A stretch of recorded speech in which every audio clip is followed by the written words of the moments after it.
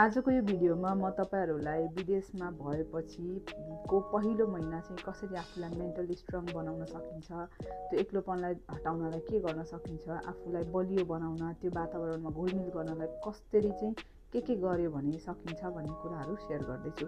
Hello everyone, it's me Anjana Thapa from ओकायामाकी in Japan. आज यो व्लग जस्तै भिडियोमा तपाईहरुलाई चाहिँ म केही आफ्नो एक्सपिरियन्स अनुसारको कुराहरू शेयर गर्छु। मैले खासमा भिडियो नै बनाएर अडियो सँगै बनाएर गर्न खोजेको, तर मेरो चाहिँ नि अडियो नै रेकर्ड नभएको रहेछ, त्यही भएर अलिकति मिसम्याच भइरहेको छ। मेरो अडियो र भिडियोको कुनै सम्बन्ध छ जस्तो देखेको छैन, माफ गरिदिनु होला त्यसको लागि। म यहाँको 1 महिना भयो कि भनौँ न, म आफ्नो घर परिवार, आफ्नो देश, आफ्नो सबै छोडेर आएको 1 महिना भयो। एक्लै सर्भाइभ गर्न सिकेको 1 महिना भयो। जीवनमा पहिलोचोटि 1 महिना यति लामो टाइम एक्लै बसेको पनि 1 महिना भयो। सबैतिरबाट 1 महिनै भयो है, मिलाएर बुझ्दाखेरि। जति सोचेर आइन्छ कि घरबाट हामी विदेश जाने हो भनेर जति सोचेर आइन्छ, जति रमझममा आइन्छ, त्यस्तो चाहिँ नहुँदो रहेछ भन्ने कुरा मैले रियलाइज गरेको हो यहाँ आएर। जस्तो मैले दुःख पाएँ, मेरो काम गाह्रो भयो या मलाई भाषा आएन भन्ने कुरा त्यो प्रब्लम होइन। सबै कुरा राम्रै नै छ, जस्तो लेखेको थियो कन्ट्र्याक्टमा त्यही हिसाबको सबै कुरा छ, त्यसमा कुनै प्रब्लम छैन।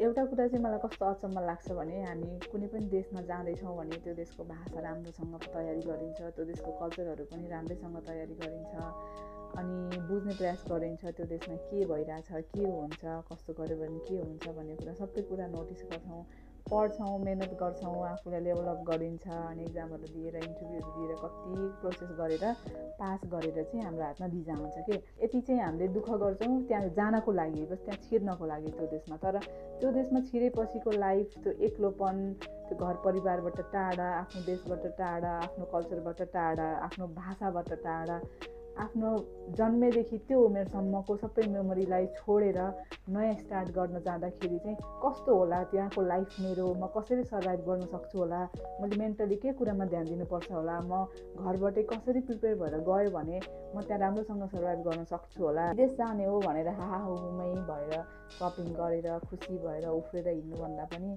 तपाईँ एक्लै बसेर रियलाइज गर्नुहोस् कि म विदेश जाँदैछु, यसपछिको लाइफ मेरो एक्लै हो, म एक्लै सर्भाइभ गर्नुपर्छ त्यहाँ गएर। विदेशको लाइफ जति सोचेर हामी उफ्रेर खुसी हुँदै चाहिएको भन्दा धेरै सपिङ गरेर पैसाहरू खर्च गरेर अझ साथीभाइहरूलाई पार्टी दिने पनि चलन छ, अनि त्यस्तो गरेर आइन्छ नि, त्यो लाइफ यहाँ छैन कि। जसरी हामी आइन्छ त्यस्तो छैन, किनकि पैसा कमाइन्छ, आफू बिजी पनि भइन्छ, आफ्नो भविष्य राम्रो हुँदै पनि जान्छ, तर आफ्नो एक्लोपन, त्यसपछि फ्यामिलीहरूबाट टाढाको त्यो अधुरोपन हुन्छ नि, त्यसले चाहिँ एकदम सताइरहन्छ। सानो सुझाव, जति खुसी भएर पैसा खर्च गरेर तपाईँ यहाँ आउँदै हुनुहुन्छ, आफ्नो नयाँ देश, नयाँ सपनाको सहरमा आउँदै हुनुहुन्छ, त्यति नै मेहनत गरेर आफ्नो मेन्टल हेल्थलाई पनि बलियो बनाएर आउनु होला।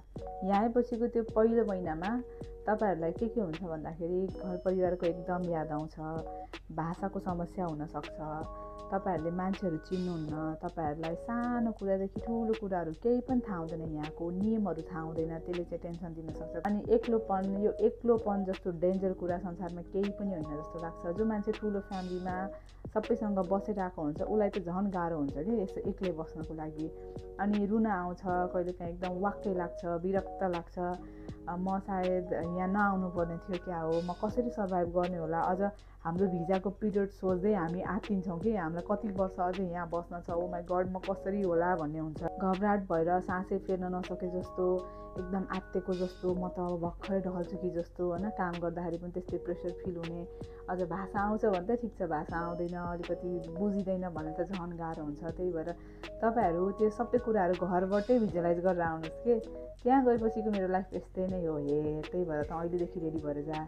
त्यहाँ गएपछि जाने बित्तिकै त समुद्रको छेउमा गएर फोटो खिचेर रिल या स्टोरी पोस्ट गर्न पाउँदैनस्। हामीले मेहनत गर्न जाने हो। त्यो सोचेको लाइफ, अरूको देखेको लाइफभन्दा आफूले भोग्ने लाइफ अलग्गै हुन्छ, 110% अलग्गै हुन्छ। अनि सबैभन्दा मुख्य कुरा के हो भने, नेपालमा हुँदा या यहाँ आइसकेपछि तपाईँले सोसल मिडियामा अरूको 15 सेकेन्डको भिडियो या स्टोरी अथवा फोटोहरू देखेर आफूलाई चाहिँ त्यो लेभलमा लगेर कम्पेयर नगर्नु होला। तपाईँको त्यो स्टार्टिङ फेज र उनीहरूको त्यो ग्रो अप भएर कहाँ माथि पुग्दाखेरिको फेजसँग कुनै म्याचिङ छैन। त्यही भएर सबैले स्ट्रगल गरेरै त्यो ठाउँमा पुगेका हुन्। त्यो 15 सेकेन्डको रिल या भिडियोले कसैको पनि लाइफ कस्तो छ भनेर डिसाइड गर्दैन, त्यो लाइफ कस्तो छ भनेर एक्सप्लेन गर्दैन, उसको मेन्टल हेल्थ कस्तो छ भनेर एक्सप्लेन गर्दैन। तपाईँ आफूले आफूलाई जति चिन्नुहुन्छ त्यति नै तपाईँको जीवन सजिलो हुँदै जान्छ यो परदेशको ठाउँमा। आशा छ तपाईँहरूलाई केही सानो मोटिभेसन मिल्यो होला मेरो कुराले भने। नेक्स्ट टाइम फेरि अर्को राम्रो भिडियो लिएर आउँछु। तबसम्मको लागि